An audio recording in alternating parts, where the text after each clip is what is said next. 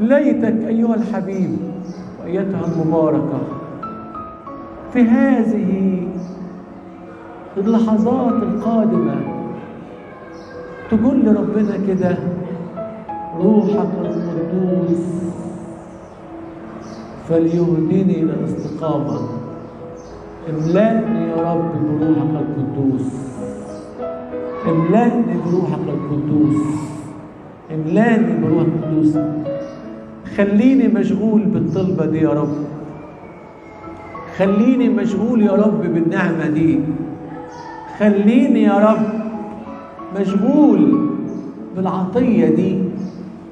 أعظم عطية ربنا يديها لك، أعظم هدية ربنا يديها لك، أعظم هبة ربنا يوهبها لك هي إيه؟ روح القدوس. تبقى فيك روح ربنا، زي ما قال فرعون عن يوسف: هل نجد رجلا فيه روح الله مثل هذا؟ وقال كده برضو الملك، وقال كده الملك عن دانيال: فيه روح الآلهة القدوسين. هو مش عارف، لكن فيه روح الآلهة القدوسين. ما أجمل شاب أو شابة أو شيخ أو أم أو حتى طفل أو حتى حدث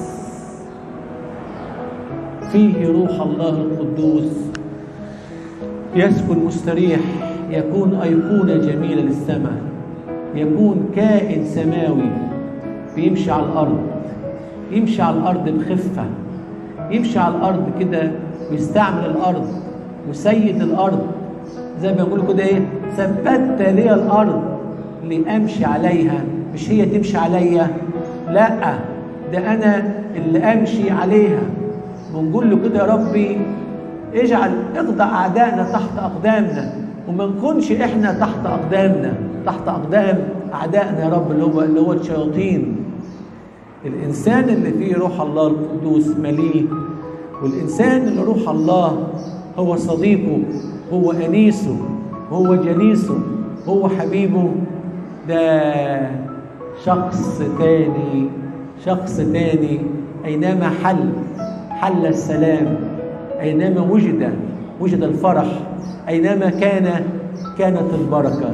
أرجو لك أيها الحبيب وأيتها المباركة أن ترفع قلبك معي وتصرخ إلى القدير وتقول له: روحك القدوس يا رب لا تنزعه مني. إذا تركني روحك القدوس فكيف أسلك في هذه الحياة؟ كيف أسلك يا رب حزينا تعيسا بئيسا يا رب؟ لأن روحك قد فرقني. يا روح الله القدوس هلم، تفضل وحل فينا.